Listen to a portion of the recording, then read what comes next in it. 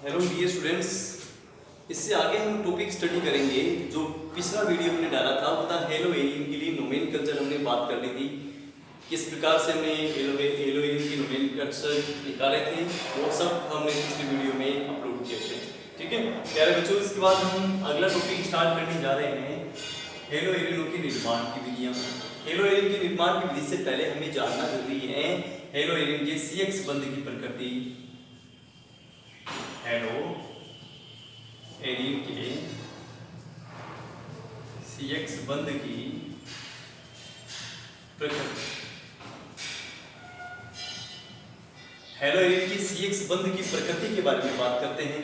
तो hello alien की CX बंध में हमें सबसे पहले अनुनादी संरचना ही समझनी पड़ेगी। प्यारे बच्चों, अनुनादी संरचना हमें समझनी पड़ेगी। किसकी समझनी पड़ेगी अनुनादी संरचना में? ये हमें समझनी पड़ेगी जैसे कोई भी हेलो बेंजीन हम ले लेते हैं। ठीक है, इसकी अनुनादी संरचना हम समझते हैं। अनुनादी संरचना इसकी हम समझने का प्रयास करते हैं। देखिए क्लोरीन जो होता है उसके टोटल 6 इसके पास लोन पेयर के रूप में इलेक्ट्रॉन्स होते हैं और टोटल 3 लोन पेयर्स इसके पास प्रेजेंट होते हैं। और हम जानते हैं कि वैलेंस इलेक्ट्रॉन 7 होते हैं Cl पर, जिसमें 6 इसमें बंध नहीं बनाते और एक बंध बनाता है वो बॉन्ड पेयर के रूप में होता है, और जो बंध नहीं बनाते वो लोन पेयर के रूप में होते हैं। इसके बाद आगे हम देखें इसमें अनुनादी संरचना। अनुनादी संरचना बनाने का प्रयास करें। ये लोन पेयर प्रेजेंट है, मतलब ये जो बंध है, ये जो लोन पेयर है उसके इलेक्ट्रॉन जो होते हैं वो बेंजीन रिंग की ओर माइग्रेशन दर्शाते हैं, इसकी ओर स्थानांतरित होते हैं। तो यहाँ पर क्लोरीन और कार्बन के बीच में क्या आ जाएगा? डबल बॉन्ड आ जाएगा। ठीक है, और यहाँ से इस बंध के जो इलेक्ट्रॉन थे, इस बंध के जो इलेक्ट्रॉन है वह इलेक्ट्रॉन वापस इस कार्बन एटम पर ट्रांसफर हो जाते हैं। कार्बन एटम पर क्या हो गए? ट्रांसफर हो गए। तो यहाँ पर चार्ज क्या आना चाहिए मेरे बच्चों? ऋणावेश आना चाहिए। क्यों? क्योंकि इसके इलेक्ट्रॉन घनत्व के मान में वृद्धि हो रही है, इलेक्ट्रॉन डेंसिटी इंक्रीज हो रही है। इलेक्ट्रॉन घनत्व के मान में वृद्धि होने के कारण चार्ज क्या आ जाएगा? नेगेटिव। मतलब हम इसकी अनुनादी संरचना जो बनाएंगे सेकंड अनुनादी संरचना, तो सेकंड अनुनादी संरचना में हम इसको इस प्रकार से लिख सकते हैं Cl डबल बॉन्ड आ जाएगा।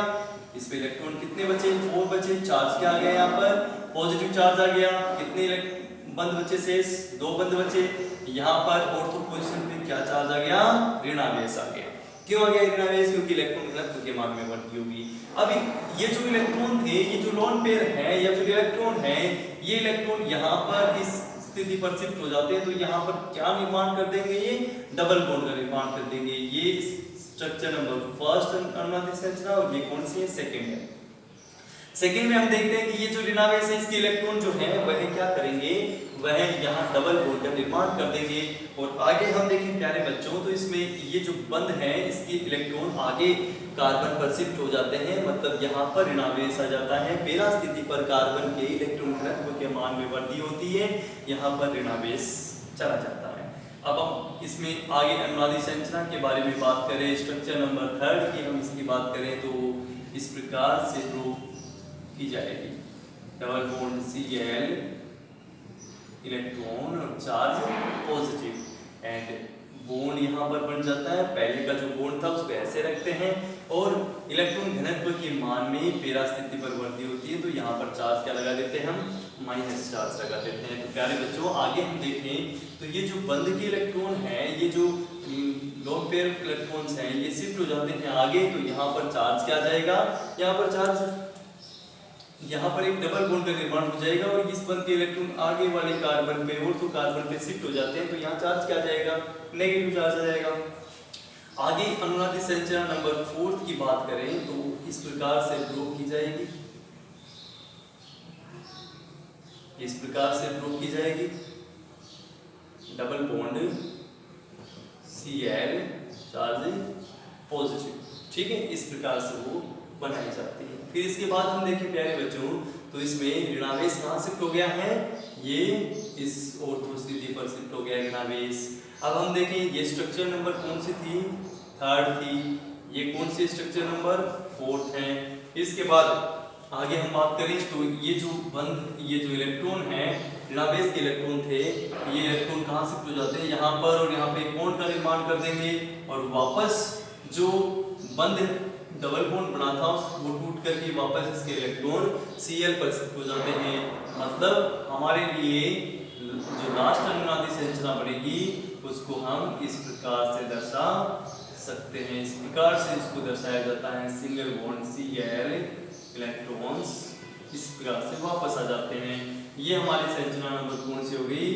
5th हो गई। अब देखिए प्यारे बच्चों, ये हमने इसकी अनुनादी संरचनाएं बनाई हैं। अनुनादी संरचनाएं हमने इसकी बनाई हैं। अनुनादी संरचना number 1st, 2nd, 3rd, 4th and 5th। First structure में देखने पर पता चलता है कि 1st और 5th जो है वो सेम संरचनाएं हैं, बट केवल बॉन्ड्स का माइग्रेशन हुआ है। और इन सभी संरचनाओं को क्या कहते हैं? अनुनादी संरचनाएं कहते हैं। और ये परिघटना क्या कहलाती है? अनुनाद कहलाती है। अब हम बात क्या कर रहे हैं? CX बंध की प्रकृति। ठीक है, नॉर्मल जो CX बंध होता है, सामान्य CX बंध होता है, जो सामान्य CX बंध, इसकी लंबाई जो है 1.77 एंगस्ट्रॉम लंबाई होती है। एरोमेटिक CX बंध की जो लंबाई है प्यारे बच्चों वो होगी 1.60 एंगस्ट्रॉम। अब इसका रीजन क्या है? देखिए, हेलोइड CX बंध की प्रकृति क्या होती है, इसमें हमें देखना है कि ये सामान्य मतलब एलिफेटिक के लिए 1.77 एंगस्ट्रॉम होती है, एरोमेटिक CX बंध के लिए 1.7 एंगस्ट्रॉम होती है। तो दोनों में क्या डिफरेंस आ रहा है? देखिए, यहाँ हम अनुनादी संरचना बना रहे हैं। अनुनादी संरचनाएं बनाने पर हमें ज्ञात होता है कि यहाँ पर बीच की जो 3 संरचनाएं हैं, 2nd, 3rd और 4th, इनमें आंशिक क्या आ रहा है? आंशिक में डबल बॉन्ड का निर्माण हो रहा है। पार्शियल डबल बॉन्ड इसमें बन रहा है। आंशिक डबल बॉन्ड का निर्माण इन 3 संरचनाओं में हमें देखने पर पता चलता है। और आप सभी जानते हो सिंगल बंध की लंबाई सबसे अधिक होती है, डबल बॉन्ड की लंबाई उससे कम होती है और ट्रिपल बॉन्ड की सबसे कम बंध लंबाई होती है। तो इस कारण से हमें देखने पे पता चल रहा है कि सामान्य जो CX बंध है उसमें केवल एकल बंध के लक्षण होते हैं, केवल एकल बंध के लक्षण होते हैं। तो एकल बंध के लक्षण होने के कारण इसकी बंध लंबाई कितनी आ गई? 1.77 एंगस्ट्रॉम इसकी बंध लंबाई आ गई एलिफेटिक के लिए। एरोमेटिक सब्सटेंस के लिए, एरोमेटिक यौगिकों के लिए 1.60 एंगस्ट्रॉम आता है, क्योंकि अनुनादी संरचनाएं क्लोरोबेंजीन की अनुनादी संरचना देखने पर पता चलता है कि इसमें आंशिक द्विबंध के गुण होते हैं। पार्शियल डबल बॉन्ड कैरेक्टर ये शो करता है। इस कारण से इसकी बंध लंबाई घट करके कितनी हो जाती है? 1.7 एंगस्ट्रॉम हो जाती है। तो प्यारे बच्चों, ये आपने इसे समझा हेलोइड की CX बंध की प्रकृति। यहाँ पे बोर्ड में क्वेश्चन पूछा जाता है सामान्य CX बंध लंबाई 1.77 एंगस्ट्रॉम होती है, परंतु एरोमेटिक CX बंध लंबाई 1.60 एंगस्ट्रॉम होती है। क्यों? ये क्वेश्चन पूछा जाता है। और क्वेश्चन का आंसर प्यारे बच्चों आपको बता दिया गया है कि किस प्रकार से इसको हम निकालते हैं, किस प्रकार से इसको समझने का प्रयास करते हैं। मोस्ट इंपोर्टेंट ये क्वेश्चन है, बोर्ड में भी पूछा गया है। इस कारण से इस क्वेश्चन का आंसर हमने यहाँ पर दे दिया है कि इस प्रकार से इसको सोल्व कर सकते हैं। इसके बाद आगे देखिए, आगे हम निर्माण की विधियों की बात करेंगे प्यारे बच्चों।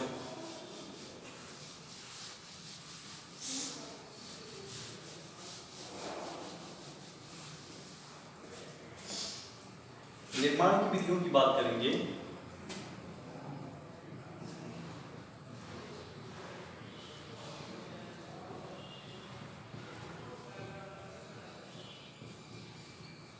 निर्माण की विधियां प्यारे बच्चों, निर्माण इसका कैसे कर सकते हैं अपन? हेलोवेरिनों का निर्माण कैसे किया जा सकता है उसके बारे में बात करेंगे। तो नंबर 1 जो है वो है हमारा हेलोजनीकरण। नंबर 1 मेथड होगी निर्माण की, वो है हेलोजनीकरण।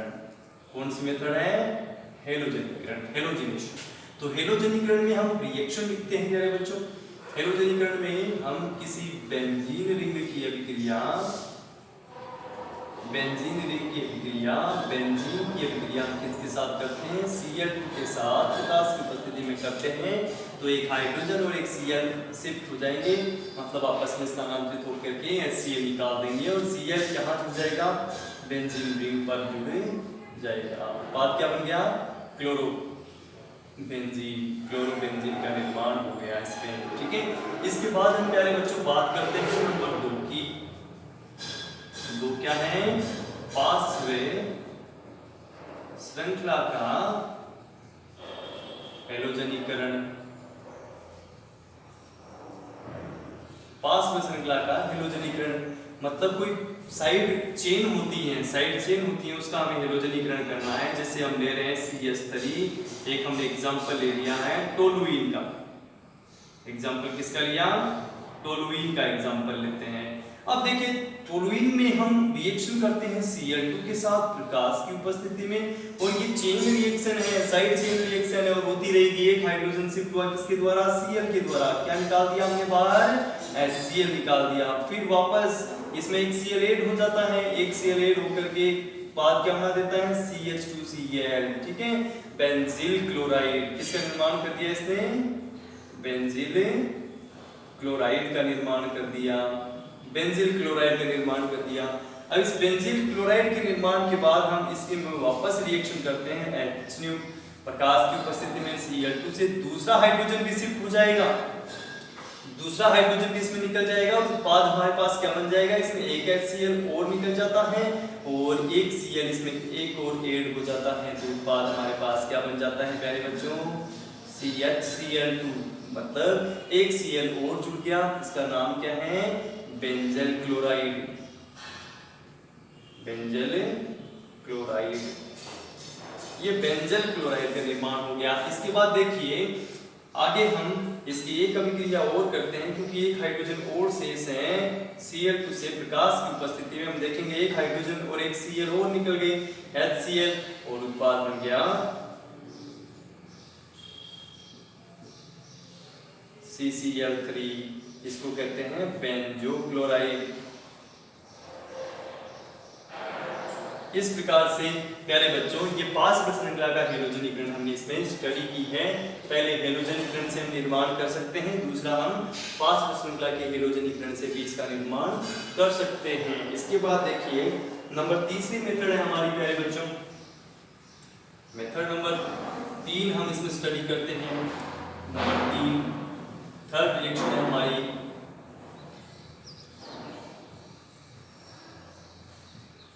एनिलीन से। किससे, एनिलीन से। एनिलीन से बात करें अगर तो एनिलीन से एनिलीन का फॉर्मूला हम लिख देते हैं सबसे पहले, ये NH2 समूह लिखा हमने, NH2 समूह लिखा, और इसकी अभिक्रिया हम किसके साथ करते हैं, NH2 लिखने के बाद में हम इसकी अभिक्रिया करते हैं HNO2 प्लस HCl, किसके साथ करते हैं, HNO2 प्लस HCl के साथ करते हैं, और ये अभिक्रिया 273 केल्विन टेम्परेचर पर कंप्लीट होती है। इस अभिक्रिया में बात करें HNO2 HCl की, तो देखिए इसमें दो हाइड्रोजन यहाँ एनिलीन में है और 2 ऑक्सीजन है, तो इसमें से क्या बाहर निकाल देते हैं, 2H2O। फिर क्या बचता है अपने पास में, नाइट्रोजन, 2 नाइट्रोजन एक Cl, तो बेंजीन रिंग के ऊपर कितने नाइट्रोजन आ गए, 2 नाइट्रोजन बेंजीन रिंग के ऊपर आ जाते हैं, N2Cl, पॉजिटिव नेगेटिव लिख सकते हैं। इस प्रकार से नाम क्या है जो उत्पाद बना उसका, benzene diazonium chloride. Benzene diazonium chloride का निर्माण हो जाता है। इसके बाद देखो नंबर 4 की हम बात करते हैं। नंबर 3 कंप्लीट हो गई और नंबर 4 की बात करते हैं। नंबर 2 नंबर 3 कंप्लीट एनिलीन से, और एनिलीन में ही हम देखो अभिक्रिया करते हैं एनिलीन में ही, तो एक एनिलीन कंपाउंड हम ले लेते हैं, ये NH2 एनिलीन है, एनिलीन हमने ले लिया। इस एनिलीन की फिर अभिक्रिया कराते हैं,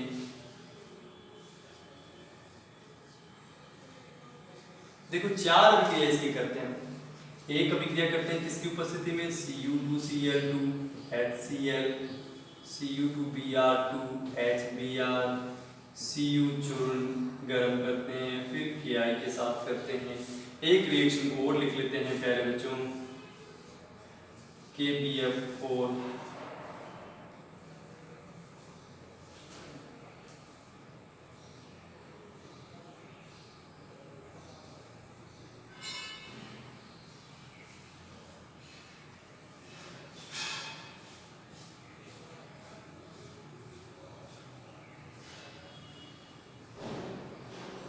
N2Cl यहाँ पे होगा N2Cl, लेके क्या लेंगे अपन, बेंजीन डाइएज़ोनियम क्लोराइड।